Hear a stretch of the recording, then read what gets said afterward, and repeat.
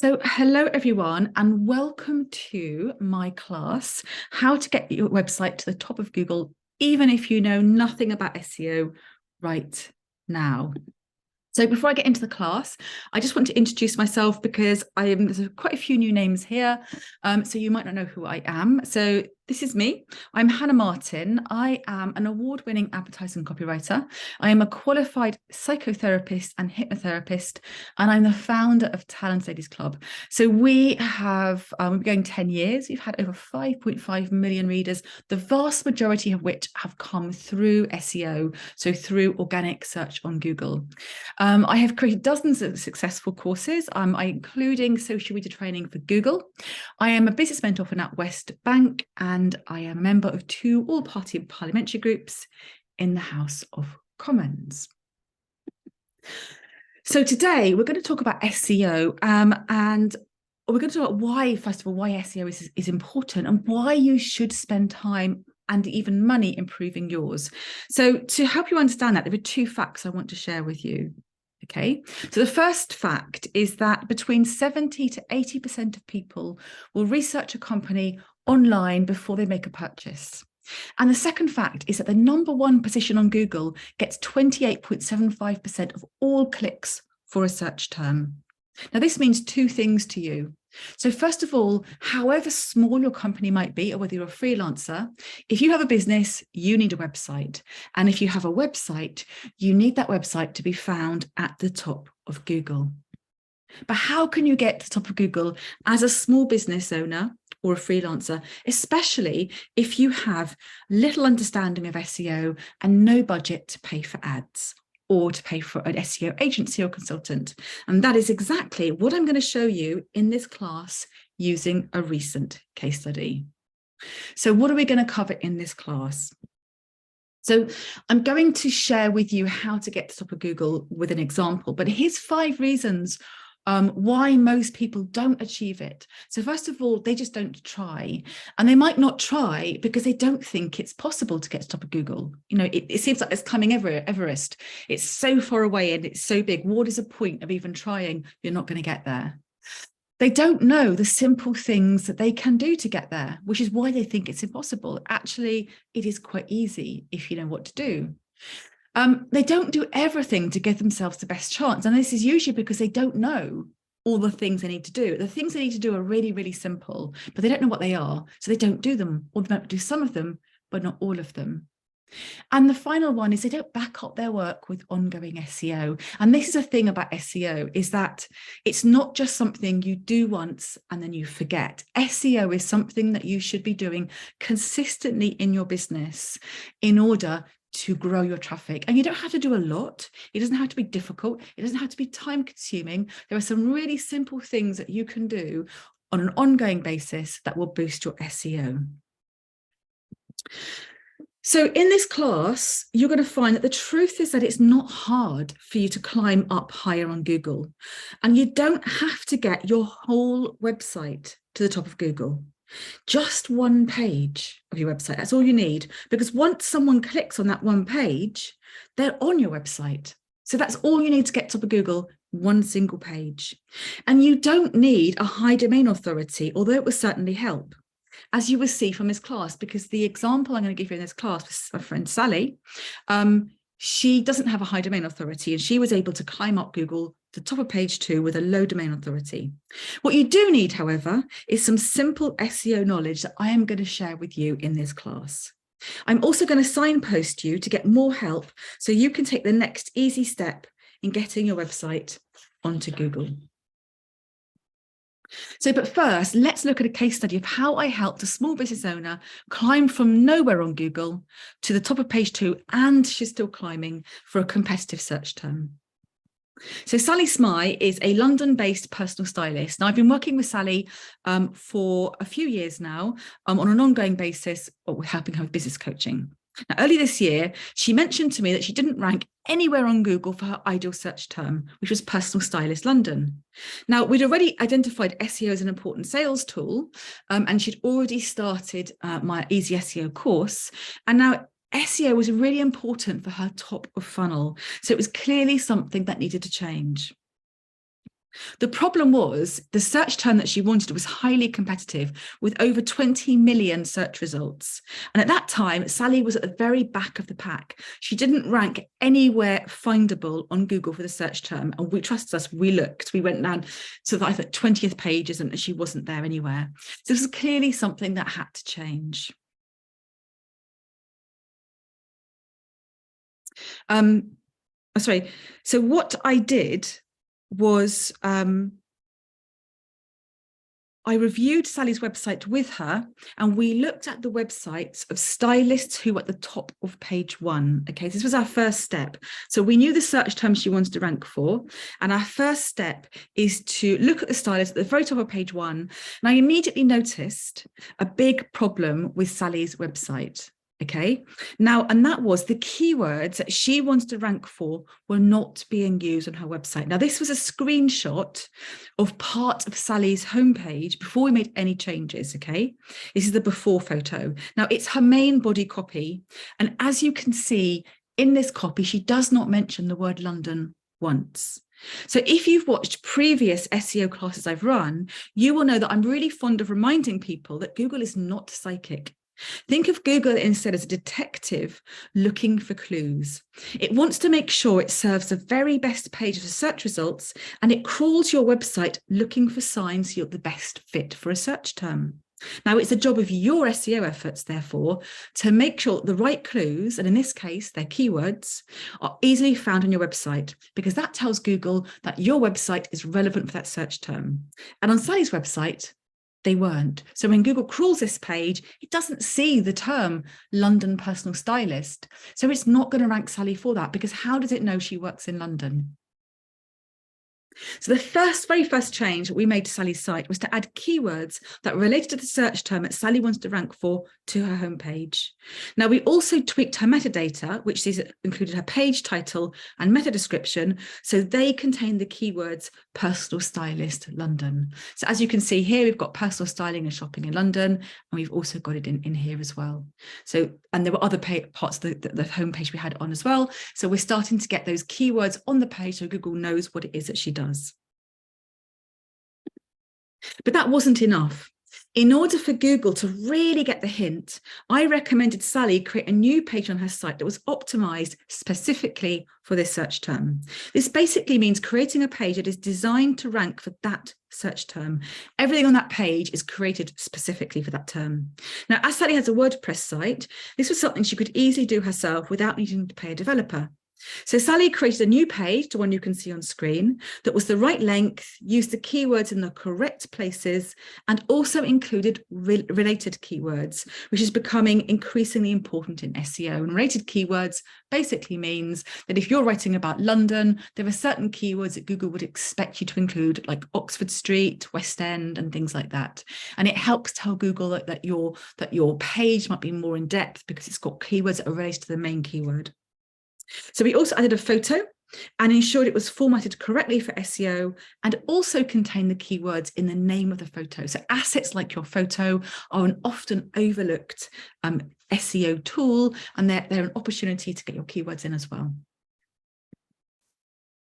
So finally, we linked this new page from other pages on her site with the SEO anchor text, and planned a content strategy to support the new page and backlink strategy to increase her site's overall domain rating. So as you can see from the circled text here, so this link here linked to the page I've just showed you. This is her newly created page, and we use the anchor text, London-based personal stylist. This is a search term she wants to rank for. Your anchor text, which is the words that your links are on, is really important for SEO. It's another code that tells Google. So really think about the words you put your links on.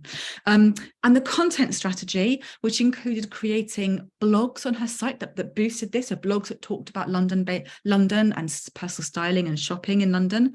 And a backlink strategy is basically to increase her domain authority by getting backlinks into her site. And this is part of what I mentioned earlier as your overall SEO strategy. So you should constantly be building up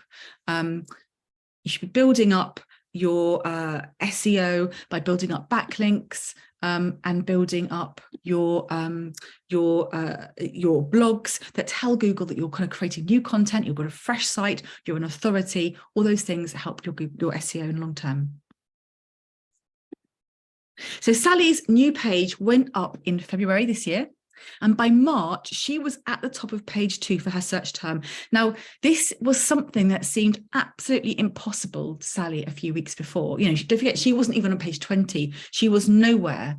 But just by getting that right, by doing these few things that I've talked you through right now, we did nothing other than what I've said to you in this class. So there's no other secrets that I'm withholding back. Everything we did, I've just talked you through there. And she managed to get to the top of page 2, and she's still climbing.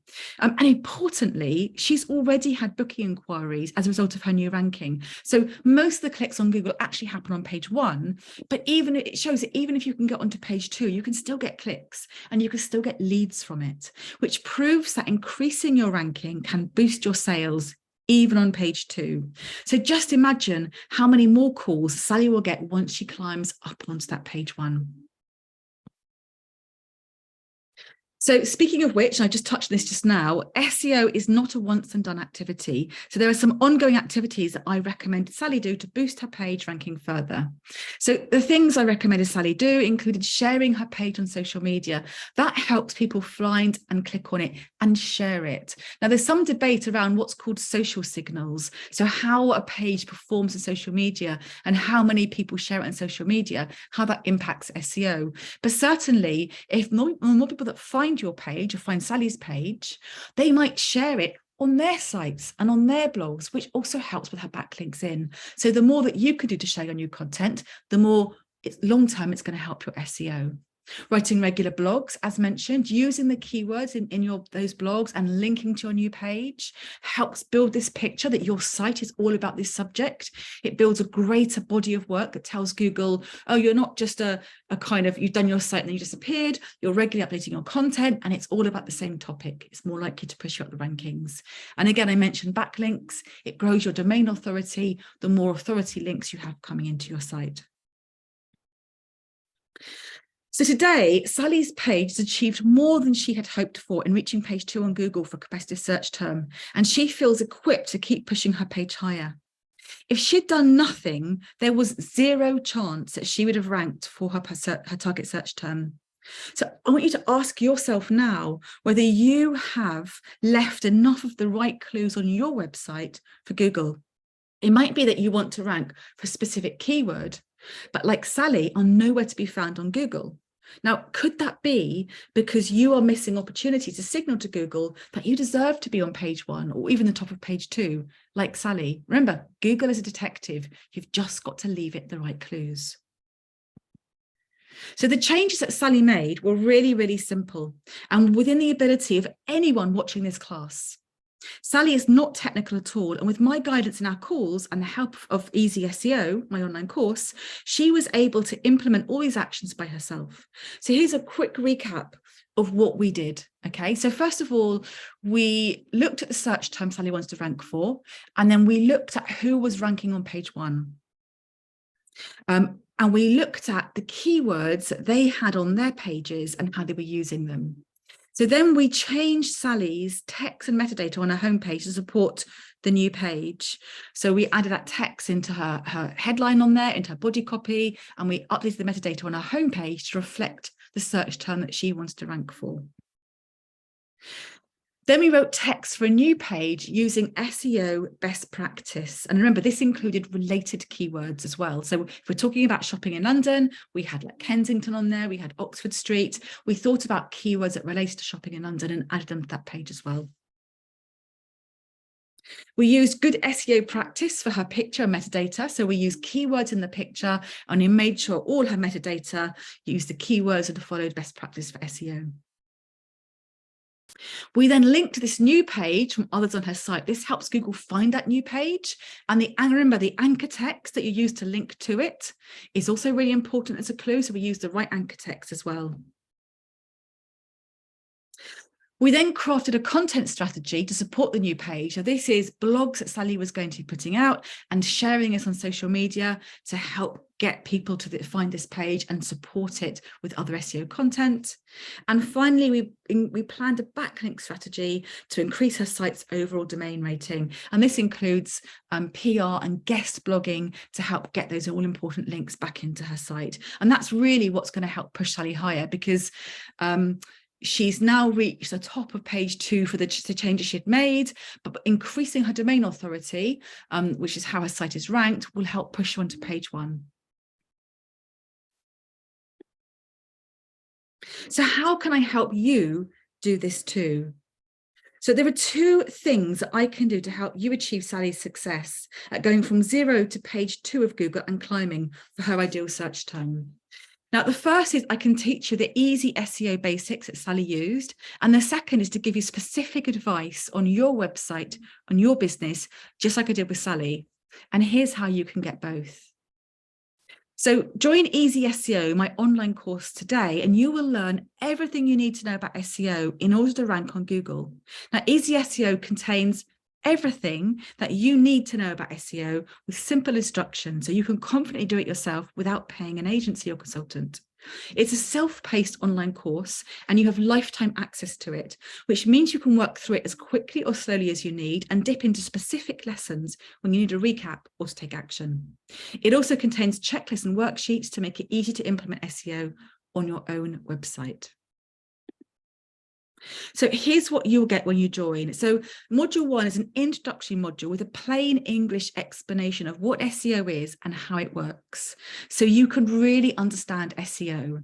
And then it gives you instructions on how to get the basics of your website right. Now, these are things that you will be able to do without technical assistance. They're the basics of fundamentals of like your speed of your site and stuff like that, that you need to have right in order for you to rank on Google, because Google wants really great sites up on the top of its search results pages.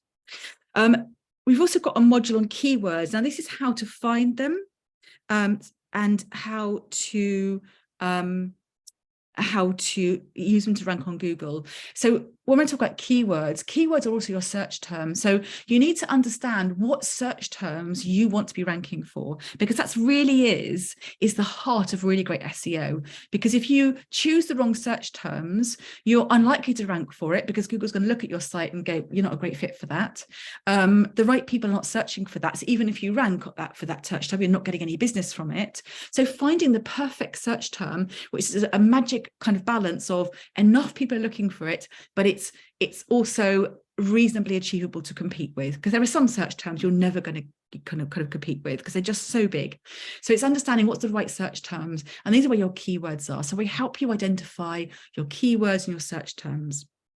Okay, then we have a module on how to write for SEO. So how to plan your content strategy, make sure your content ticks all of Google's boxes, how to write it in a way that Google loves, so you're planting those clues for Google to find. And finally, we have a module on backlinks to help increase your all-important domain rating. So that's how different types of backlinks, which are the best ones to get, and then how you can get them, and how you build a backlink strategy so you're constantly getting new ones coming in all the time. So here's how all of this helps you rank on Google. So in module 1, you will have covered off all the basics that Google needs in order to rank you. In module 2, you found the search terms you can and want to rank for. In module 3, you know how to use keywords in the way that Google needs in your content and how often to write that content. And number 4, you grow your authority so Google ranks you higher. Now, this is our most popular course to date, with dozens upon dozens of happy business owners and freelancers completing it. It's perfect if you want to do your own SEO, but it's also great if you want to add SEO to your skill set when working for existing clients. Maybe you work in marketing or copywriting or social media management, and you want to increase your skill set. We even give you a completion certificate and a website button to promote your expertise in SEO. But don't just take my word for it. So Easy SEO is really easy to use. Here's a Facebook post by a wedding writer called Mandy explaining how Easy SEO helped her to get to page 1 of Google for her search term and very quickly started generating the leads. As you can see, if you search a wedding writer, she says you should find me on the first page. It's taken a lot of work over the past few months, but more recently, Hannah Martin has been amazing. She did our easy SEO course. She says it's easy to understand. She actually likes SEO. And this is the thing, actually. Most people think SEO is technical. It's not. SEO is about psychology. It's about understanding like the riddle that Google kind of creates and how you do it. When you understand what Google's looking for, SEO is simple. And so Mandy actually likes SEO now. And she got validation of it today when she was posting this, as a call came in about her wedding writing straight from the website. Someone had Googled her and found her as a wedding writer. So she got a lead straight away through getting onto the page 1 of Google. So, and as you can see here, so you can see at the top, there are 283 million results if you put wedding writer into Google. And Mandy is organically, as you can see there, at position number 2 out of 283 million. So that's amazingly well, following the advice that I've told you in this class and using easy SEO to really make that advice work. So here's what some other people who've done easy SEO have said about it. So Dr. May Tucson, you made SEO simple to understand and implement. The course is well structured and easy to navigate. There are some very useful external links and Google tools I find very helpful. The course is ideal if you're looking for non-technical SEO support. Charlotte Moore from Smoothie PR says, if you're looking for a beginner's course that explains the mysteries of SEO and walks you through each stage in a clear and helpful way, this is the one for you. Terry Coleman, this course took me 2 hours to do. In that time, I went from having very little knowledge of SEO to feeling confident in my understanding of the subject. I've always stayed clear of SEO because I simply didn't understand it, but I'm embracing it wholeheartedly in my own campaigns and that of my clients. And Paula Hutchings, a marketing consultant. So this course is great. It saves hours of wading through information and it cuts right to the chase. It's easy to take notes and brilliant to get back to. The course bridges the gap between technical SEO expertise and everyday use in your own business and your clients' businesses. Now, of course, you don't need to take a course to learn about SEO. You can try and work it out for yourself for free by searching for tips online. But if you do search online for how to get to your website to the top of Google, as you can see here, you'll get almost 9 billion search results. And it will take you much longer to join up all the tips you'll find for free online and create an SEO strategy that works for you, even if that strategy works, because a lot of people share kind of breadcrumbs of stuff. You then got to try and put the breadcrumbs together and then work out if you've put the right breadcrumbs together. This is precious time that you are not spending on other parts of your business and time you are missing. The leads that the people who are ranking at top of Google are stealing from under your nose. So your competitors are getting to Google ahead of you and they're taking the leads. And once they've got ahead of you at top of Google, it's harder to unseat someone. It's much easier to get ahead of them in the first place. So let's quickly recap what you get when you join Easy SEO. So Easy SEO is a simple online course you can work through at your own pace that will help you find the right search terms you need to rank for and plan a simple strategy to start getting found for them. You also get all the tools that you need to understand SEO and start using on your website, even if you know nothing about SEO right now. Also give you really simple checklists that you can do every month to kind of make sure that you are just staying on track. It really is the easiest way to do your SEO.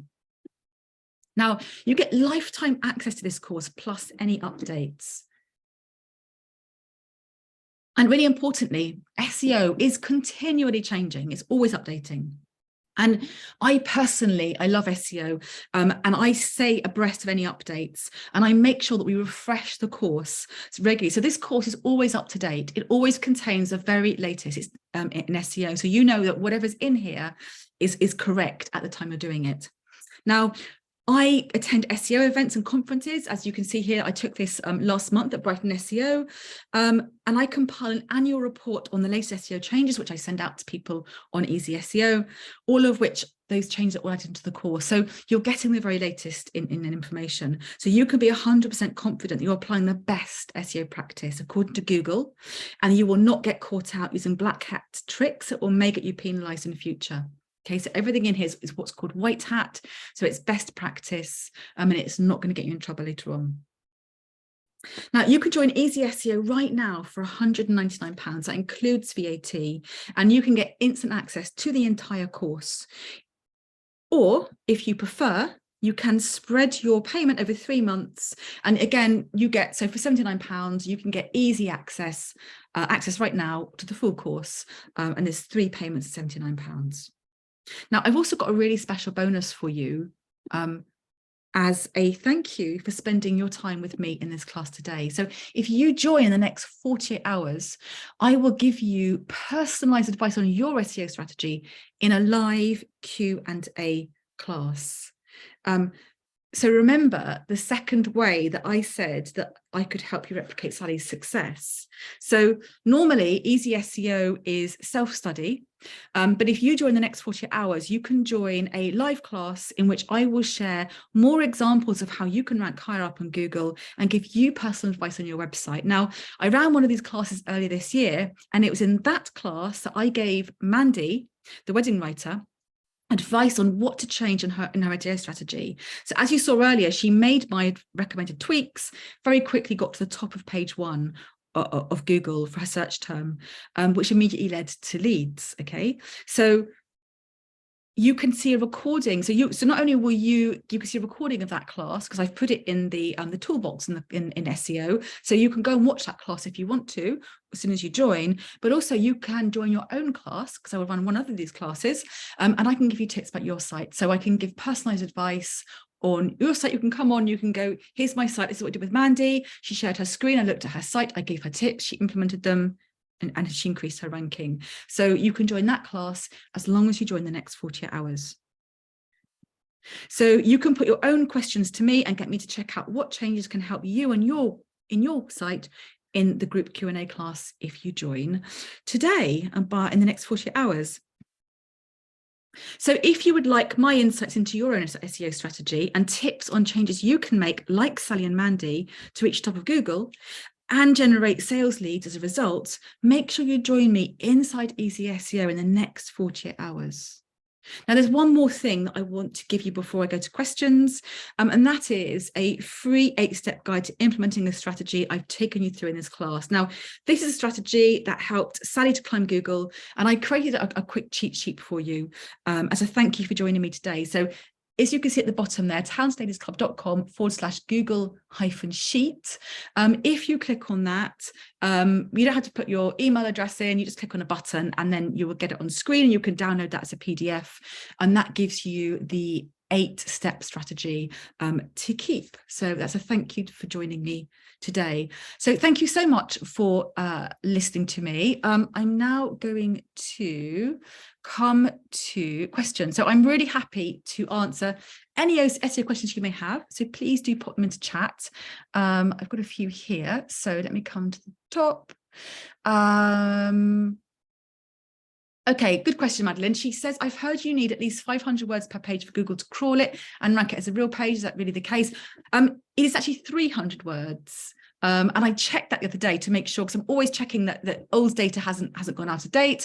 And it is still 300 words. So for Google to be able to rank a page, you do need a minimum of 300 words. I err on the side of going slightly over, because what I don't want to do is to maybe create 60 pages on my site that are just 300 words, and then Google changes it. So 500 words is I would say, a good safe number. And I would probably recommend that just in case Google changes it in the future. But it is, yes, you're right, Madeline, there is a minimum. Okay, was her new page that I mentioned, Sally's new page, hidden on her site, or was it in the main menu? It's currently not in the main menu, but it will be. So it doesn't have to be in the main menu. All Google has to be able to do is be able to find it. It has to be a live page, first of all, to rank, and it has to find it. So Google uses links as kind of tunnels to find things. So by putting that link on a homepage, Google finds that link on a homepage, and then it jumps from that link to the page, and that's how it finds it. So links are really important to help Google find pages. You don't need it in the main menu. I think Sally is going to add it in the main menu, but it doesn't have to be there in order for Google to rank it. Backlinks, yes. So Madeline asked also, backlinks means links from other sites to yours. So they are links in, and the higher domain authority that the other site coming to you has, the more value that link has, because the links are different values, and the more relevant that is. So Sally getting a link from Vogue, for example, would be incredibly valuable for her, because it's about fashion, the same subject as her site, and Vogue will have a high domain authority. But a link to her site from a pest control business that has got a low domain authority won't have as much value in SEO because it's not relevant to her subject matter and they've got a low domain authority. So yeah, backlinks are links into your site. Dina says, we are a B2B and B2C business, recruitment, various specialisms, multiple keywords. Okay, good question. How do you improve our Google rankings? I would always, so what another mistake people do is they think I've got to get my whole site onto Google and I've got 16 different keywords. And what they do is a bit of everything, which means they don't really rank anywhere for anything in particular. So what I would do, no matter how many things you want to rank for, I would do one at a time. So I would start with one of your keywords, one of your search terms, and then I would just focus on that. So I would have a strategy for each search term. I would make sure, have I got a page for that search term? A bit like I did with Sally. Have I got backlinks coming into that page when it's built? Am I linking to it from my site? Is my metadata reflecting that? Do I talk about that on my homepage? And I would focus and I would do blogs around that. And I would have a specific strategy for that single search term. And then when I'd done that one, I'd go for another one. But I'd put all your energy into one, because what happens is that compound effect of energy on one search term is going to massively help you there. Then you can go into another one. But if you're trying to do a bit on everything, you'll spread yourself really thinly and get nowhere particularly far on any of them. And don't forget, if they're related as well, you just need, if you've got one target audience, you need one page to rank, because once someone is on your site, then they can find other things in your site. You just need to get that one page there. I do appreciate you've got two target audiences there, B2B and B2C. But then just maybe pick a keyword for each of them that you stand a chance of ranking for, that's going to get you lots of traffic, and focus on those first. Does that help? By the way, if I'm answering your question, you have another question related, I doesn't fully answer it, pop it into chat and I'm happy to answer. Helen says, when you say you were checking who was ranking on page one, competitors or people who are ranking for that keyword? Both, Helen. So basically, it doesn't matter if they're a direct competitor or not competitor at all. Anyone ranking higher than you for your search term is your competitor in that search term. So in relation to you getting on Google, you need to compete with them. It doesn't matter whether they are actually a business competitor or not. They're your competitor just for that, in that rankings purpose. So you need to outrank whoever that is, whether they're a business competitor or not, they're still higher than you. But yeah, it doesn't necessarily mean a business competitor. It can be other people as well. If you have two separate but linked offerings, is that helpful or confusing? Again, so that's Kay Lehman's. I would say the same advice I just gave. So I would have a separate strategy for each. You've got two offerings, and I would always think about that balance of thing about where you're going to send your energy and time initially, which one is going to give you the most rewards, and which one is likely to deliver the fastest results, and weigh those two things up, or which one you do first. But I would have, two separate strategies for each of those offerings. Dina asks, is there a certain amount of times you need to include your keywords on a page? Yeah, really great question. So again, a balance. Keyword stuffing was I mentioned Black Hat earlier on. So in the very early days, I've been an SEO, because I was a copywriter. So I remember SEO coming in, and they used to have specific SEO writers in the early days, and they would keyword stuff. So for example, if you were writing about Sally, you would be, I'm a personal stylist in London. I work in London doing personal styling. If you're looking for personal styling in London and you need a London-based personal stylist, it's a bit like a limerick, like a tongue twister, but that's keyword stuffing. And that was old SEO. And it's black hat, because you're trying to trick Google by going, look how many times I've mentioned it. So you don't want to do that. So what you want to always do is write naturally. If you write for your audience, not for Google, not for SEO, but write for your audience, because that's what Google's looking for, people to write well for an audience, then you'll be fine. You do need your keywords in there. So it needs to be in your H1. It needs to be at least once in your H2, so a subhead. And I would say up to maybe 3 times in your text, including in the first 50 words, ideally. There's no hard and fast rule on that, but that generally is the consensus of opinion. And then that's when related keywords come in as well. So don't forget keywords that are connected to your topic as well. But yeah, don't keyword stuff, but do get it in that number of times. Oh, don't worry, Claire, I will check someone put Q&A. I'll go to Q&A after chat. So yeah, if you put a question in Q&A, don't worry, I will look at that as well. Yeah, Nikki, I will look at that. Don't worry. Why would someone do a backlink? Great question. So, oh, they're all really good questions. So why would someone do a backlink? So first of all, Google, okay, one of the things that's called EATT, I have covered this in a previous class, so you may have heard of this before. Basically, Google wants to make sure that the content that you're writing is good quality. And it wants to make sure that if you're, for example, you're quoting facts, that your facts are backed up by stats or by a source, as if you're writing an academic paper. And then it wants you to link to a high quality source reference point for whatever you're saying. So if you quote someone, it expects you to link a source for that quote. If you quote a statistic, it expects you to link a source for that statistic. If you're talking about anything, Google likes you to back it up with quotes and statistics, just like as if you're writing an academic paper. And so you have to add in links to the content you're creating in order to give reference points. So first of all, that's why someone will put backlinks in, because they will want to reference something. So this is why if you create great quality content, someone else is going to want to link to it because they're going to use that link on their site to boost their content. People also give backlinks because sometimes they'll do reciprocal. I wouldn't do too much of you link to your page, my page, I'll link to yours, because if Google sees too much direct one-on-one link swapping, it's going to say, well, that's a bit of a shortcut, and it doesn't like shortcuts. If you're gaming the system, it doesn't like it. So the odd thing about, oh, if you link to my page, I link to yours is fine, like one or two of them, but you can have too much of that and Google starts to get a bit suspicious. But yeah, backlinks, people they need to put them into their content to reference it. And also, to be kind, it's just nice. You know, if someone's written a great blog and I've used part of that, used kind of something they've said there, I'm quoting them, I'll always link to them. It's good, it's just nice, it's good karma, it's good business practice. You know, it's like, you know, someone makes a quote, takes as a quote, and you make a meme out of it on social media, you don't kind of credit them. It's just not a very nice thing to do. We all like to be credited for what we do. So yeah, people give backlinks for all those reasons. Are backlinks best achieved with affiliate marketing? You can have them through affiliate marketing. That's one way of doing it. And also, I think that the best way really to get backlinks is to create great content. If you write really good blogs, and you don't have to, it's not every blog has to be amazing. You could write, so this is what I do recommend people do. They have like one piece of what's called pillar content.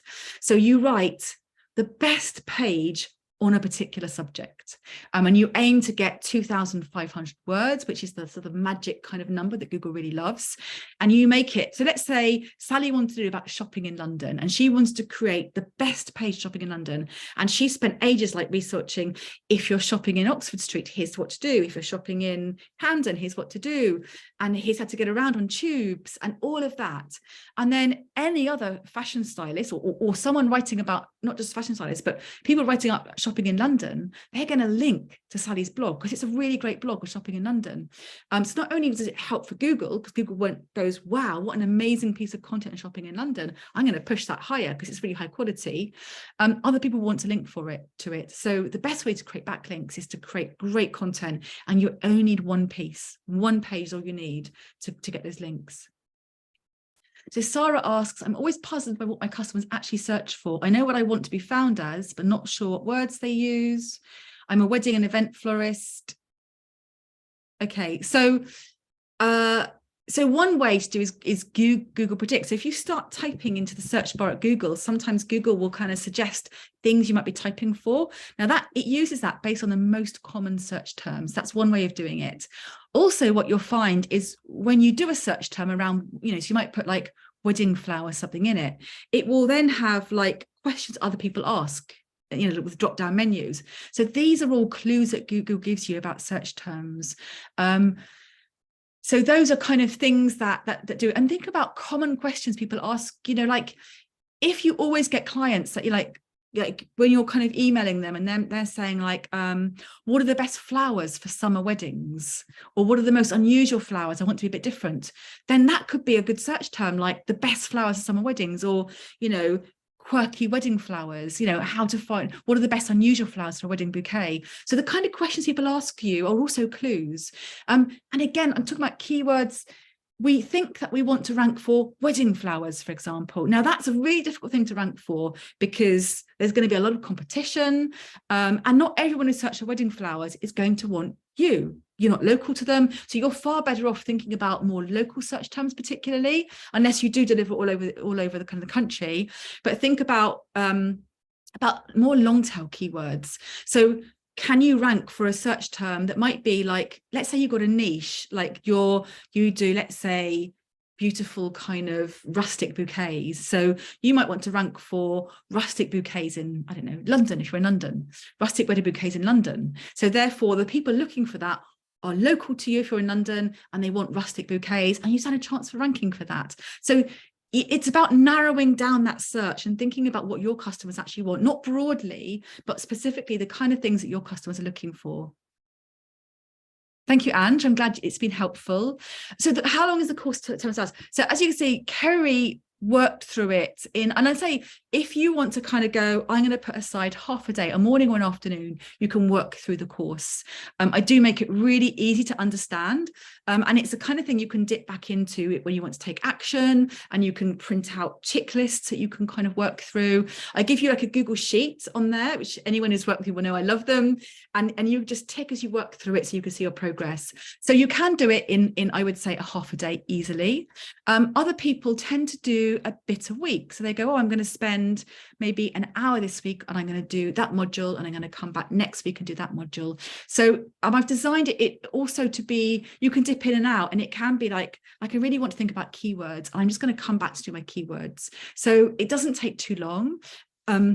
But it does give you something you can come back to, and you can do an ongoing basis. And also what I give you is, I showed a screenshot of it, like the monthly SEO tasks. So I give you like, here's what to do every month, a simple tick list that you can make sure SEO is ongoing on a basis without kind of thinking, oh my God, what do I have to do? And it's so much work. I know we're really busy. So what I've tried to do is make SEO easy and quick, but it works for you. Sally, how can you get backlinks from people? Guest blogging, best way to get backlinks. By finding out who takes guest blogs, writing for them, and that gives you a link into your site. It also, if you choose the right blog to guest blog for, then you're in front of a target audience. By the way, anyone watching this class, TLC, if you go to contact us on our website, you'll see there's write for us and share your story. You can always send a blog into TLC. You can always send an interview with yourself and put links to your business on there. We have a great domain authority. So I work with a lot of SEO agencies. They want to place their clients' content on our site because our domain authority is really high. So an SEO link from TLC is a great backlink, and you are all invited to kind of go and have a look on Contact Us and blog for TLC, or send an interview in if you want one. Claire asks, does Google group keywords together? For example, A-level OCR chemistry. I know A is often ignored and OCR has more than one. Yes. So what you're talking about there is long tail keywords. So A-level will be a short tail keyword. A-level OCR chemistry is more like a mid-range one. And how do I pass A-level OCR chemistry would be a long tail keyword. And quite often when we type, if you think about how you use Google search, okay, this is why SEO is about psychology more than anything else.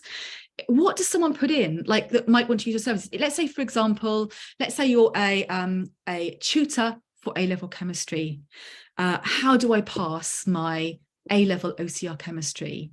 That might be something put into Google. That's the search term you want to rank for. And the great thing about long tails is they are usually easier to rank for than short term. You're never going to get A-level as a short tail keyword. You might get A-level OCR chemistry. I don't know how competitive it is, but you probably might be able to get, how do I pass A-level OCR chemistry? And you know that anyone putting that into Google wants to pass it, and they want to pass it now. And if you're there with tutoring services ready to go for that specific thing, there's a good chance you might pick up business, because it's not just about ranking, it's about ranking purposefully. Now you can get to the top of a keyword and no one who searched that keyword is your customer. You know, so it's about wedding bouquets. So let's say you are in London and you for some reason managed to rank for wedding bouquets in Ireland, and everyone finds you top of the page, but then no one buys from you because they're in Ireland and you can't get your flowers over there. So it really matters that it's the right keyword. That's why long tails really come in. And even if you have a smaller search volume, it's quantity, not quality. Sorry, quality, not quantity. So it's, you want like five hits from people who are going to buy from you. It's better than 10,000 hits from people who aren't going to buy from you. Nikki, do you have a concessionary rate for poor people? Nikki, if you like, I'm always happy to do, I've done in the past, like longer, different payment plans that spread it out over a long period of time. So I'm going to put my email address here. Anyone, I know times are really tough. So I better focus on typing hannah@townsendesclub.com. I've put my email address into webinar chat. If you need a different payment plan, please do email me, because I'm aware that things are really tough and this might be a lot of money, you know, it is a lot of money anyway, but for you, and send me an email and we can work out a payment plan if you can't, because I think if you need it, it's going to help your business, I'd rather help you. So you've got my email address there. Please do feel free, anyone who needs a different payment plan. Dina asked, do you recommend having an FAQ page? Yes, good question. FAQ page, brilliant way to get loads of long tails on there, to get loads of your keywords in there. Yes, absolutely. I always recommend an FAQ page. Also great to get objections to purchase in, which is, I'm veering off into marketing talk now, but people always have questions before they buy from you, and they need those answered. And sometimes they're questions we don't like answering, like, why is it so much money? Is it value for money for me? Will it work? Great to put those in FAQs because it helps answer questions to people. Oh, I put it into chat. Hold on a second. Oh, sorry, hold on a second. Yeah, only chat only went to myself. So hold on a second, everyone. So that it's hannah@townsendesclub.com. It should be in there. And I also forgot, which I normally do, to make it easier for you. Also put a link to the sales page for that. That's the for the if you want information to look about what you get in the course and you want to sign up, I've popped that on there as well. And I'll go to the Q&As as well. And you do, so if you are thinking of signing up, please do it in the next 48 hours, because I'm really happy to stay as long as I need to on that class and give you specific advice about your sites, because that's what really made a difference to Mandy and Sally. Because you probably gathered, I love SEO. I love teaching SEO. I love helping people get better SEO. So these classes are fun for me. They're not work. So yeah, so do join the next 48 hours if you want to do it, because you get that help. So Sarah says, I've always been told not to have too many menu tabs. Yeah, that is true. Yes. Or does that matter? So it's more about usability. So if you think about, like, if someone lands on your site and you've got 5 things to kind of go to next, it looks visibly nice. It could fit along the top, and they've only got 5 decisions to make. I want to go about you. Do I want to go to your services? I want to go to testimonials. Do I want to go to FA blog or contact us? But if you've got 16 on there, it starts to get overwhelming. And you might have services, work with me, what I do, you know, my best product. And they're like, well, I just want to see what you do, but how of those 4 things do I know what to do? So the more choice you give people, the harder decision that they have to make, and the less likely they are to click. So yeah, I mean, 5 is generally about right. What you can do is then have drop downs, but so generally when we do a site map, it's more like a pyramid shape. So you start up with a home page, you maybe have 5 things there. And when they go on those pages, maybe they can go down. So you have a deeper, narrower site map. So you have fewer. So on your work with me page, it can be like, oh, I work with businesses and I work with consumers. And then they click on business if they're a business. And then on there they go, we've got 6 products. And then they click on there. So they go on this journey. It's not overwhelming, rather than I'm going to put all my menu options up front, and you have kind of a frame, almost oblong kind of menu. So think about that. I think long, let people to make smaller decisions up front that lead them into the information, rather than giving them too much choice. Is that helpful? What's the benefit of an SEO badge? I'm not sure what you mean, Nikki. Do you mean the badge that you get from Easy SEO? If so, it just helps that If, for example, you are someone who works with clients and you want to let them know that, you know, understand SEO, they might come to your site and they're thinking, oh, I need a copywriter, but I want a copywriter who understands SEO, and you've got a badge on there. It's just kind of social proof. But if you are a business, it's not really relevant to your customers. It's more if you are working, and that's an added skill set. Oh, great, Sarah. I'm glad that helped explain it. Okay, so Claire says, I'm going to Q&A now. I've still got my chat open if you put a question in there. So if people are looking for local stylists, will they not be more likely directed by the Google My Business page? Yep, good question. So, and that is part of Easy SEO, that we talk you through that. Everyone should have a Google My Business page. It's basically a free SEO win that Google gives you. So it's a free thing to set up. And if you, especially if you're local, you must have it if you're local. And it's basically, if you put a search term like restaurants near me, like restaurants in Worthing, where I live, before it even gets to organic kind of searches of restaurants, it shows a map. You've all seen this in a map and things like that. That's Google My Business. So yeah, if you're local, absolutely should be on there. But even if you're not local, it's just a great win to have. So I'm not obviously not local, but I've got one for TLC. So yes. But you still, doesn't mean that you should not be working on your local SEO as well, but it's absolutely an essential. Okay, Nikki says, how do you find related keywords, please? So basically, it's kind of like common sense. If you're writing about something, so let's say you're writing about New York, and you want to do a blog, what to see when you go to New York. Now, if you think about it, Google is going to expect you to talk about maybe refer to the Big Apple, Manhattan, Brooklyn, Brooklyn Bridge, the Statue of Liberty, the Empire State Building, Broadway. So think about when something comes to mind, what else? Because the reason for this, because I think always helps to understand why, there's always a psychological reason behind anything Google does. Google wants to prevent people from having to click on lots of pages to get information. So let's say you're planning a trip to New York, for example, and you go, okay, so I'm going to find out what the weather in New York is like. There's one blog for that. I want to find out what the transport is like in New York, what the restaurants are like, what hotels I can stay in, what shows I can see. Now, what Google doesn't want you to have to do is to have to look at 5 pages to find that information. It nowadays rewards pages that give you the most information in one. So if you're talking about a trip to New York, you want to talk about hotels, weather, transport, eating, shows, all of that thing in one. And those are where your related keywords come in, because it tells Google that's a really good page, that someone searching for new trip to New York is going to find everything they want on that page, and it's more likely to rank that higher. So that's why kind of related keywords come in. So just think about, what might someone ask about this? What might else they might want to know that's related to this, to make my page as thorough as possible. Okay, really good question, Rowan and Sally. So I'll come to Sally's quick first, because that's quicker.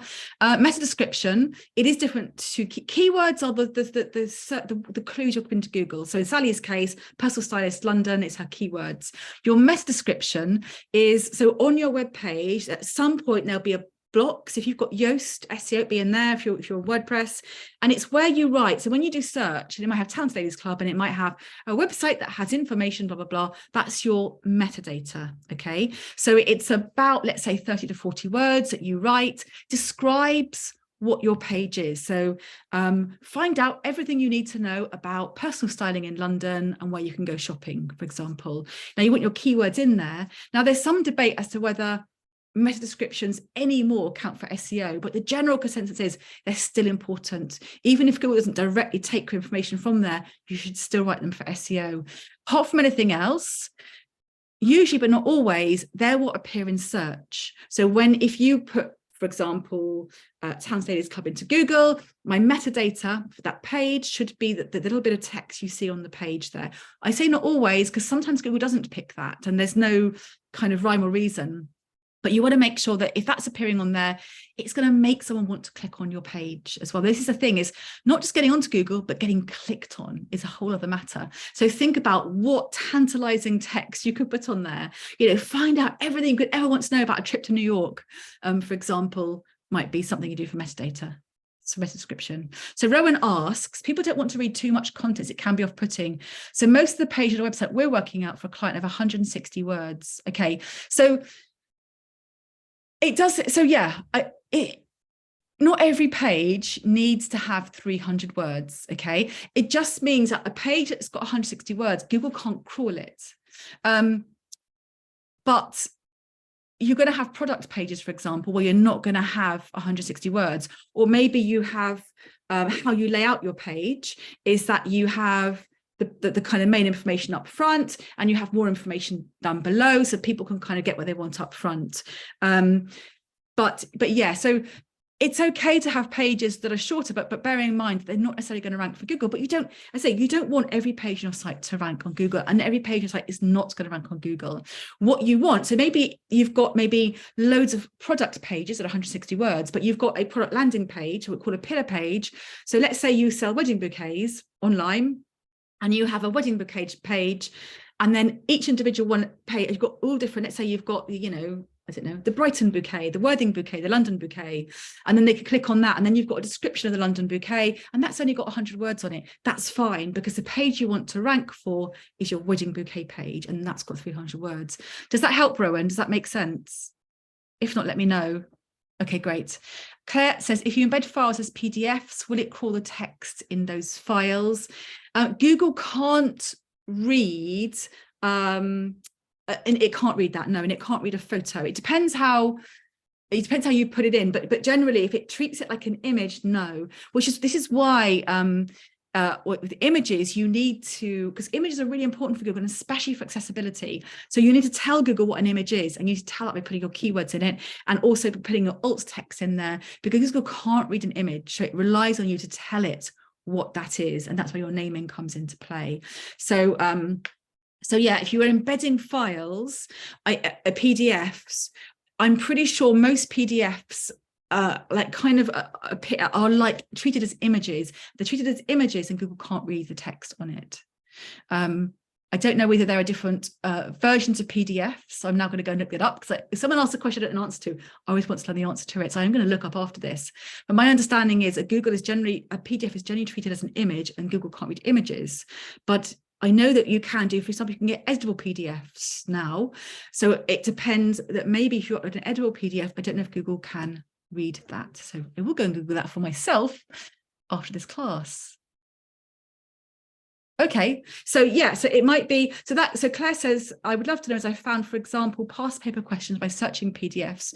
That could be that the labeling is done for the PDF, but it could be that PDF is uploaded in a way that it is readable. It might be in the way that it's uploaded. There are different ways. So for example, on my site, I upload PDFs as media. They're treated as images, but there might be different ways to embed a PDF, especially if you do it via Adobe, where that can be embedded and be read.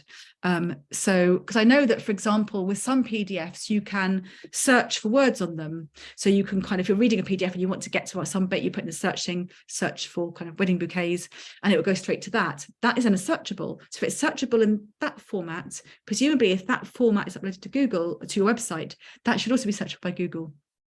I'm going to Google that after this class. Any more questions? I have not got to. Yeah, so Rowan says, back to my number of words on question. If you have blogs page with loads of blogs over 300 words, can Google close blogs? Yes. So if you've got blogs with over 300 words, Google can crawl them, yes. But Google has to find them.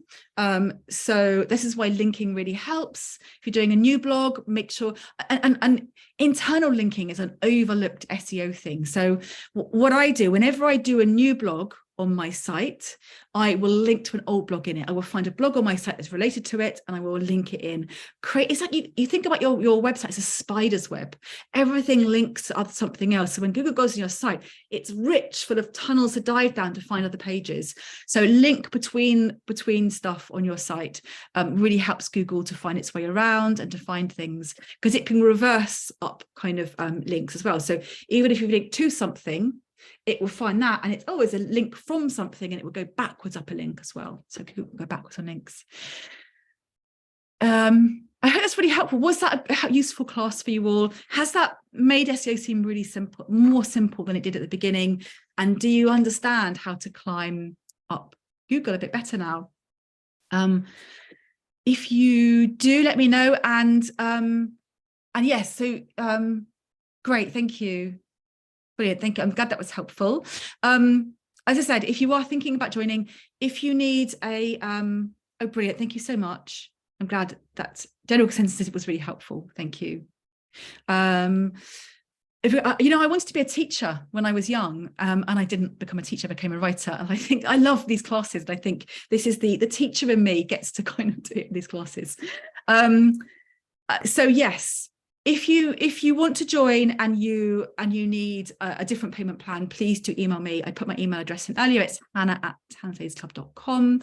Please do join Easy SEO by Friday if you are thinking about joining, because I will then send you an email about the class, and really happy. We could do shared. We can't do shared screens on here because it's a webinar or a meeting, but you can share your screen. I can look at your site. I can show you what you're doing wrong on your site, what you're doing right, and help you climb up Google. Thank you so much for your time. Your passion comes through. I am passionate about SEO. I love it. Yeah, and even if you can get the course now and do it later if you want to. But yes, if you have any questions about the course that I haven't answered on here, do send me an email. Really happy to answer them. I'm glad demystified the SEO basics. Perfect. I'm glad. And want to learn more. I love SEO. I am not a technical person, but it's like a kind of like a mystery that you solve. So yeah, I can do a much kind of extended. I did a payment plan that was £20 a month at the end of last year. I can do something like that if it's helpful for people. But thank you so much. I know everyone has very little time these days, and there's so much pulling us in all directions. I do value the time that you give me on these classes. So I'm really glad that that is helpful to you. And thank you so much for spending time with me today. If you have any questions afterwards, do feel free to email me or reply to any of the emails that we send out. I'm going to send the recording out afterwards as well. So anyone who's not watched it live, they're not here, they don't know. But if you want to kind of go back and like relook at it and pause it and make notes, that's fine. And don't forget that cheat sheet as well. Thank you so much, and have a good rest of your day, everyone. Bye.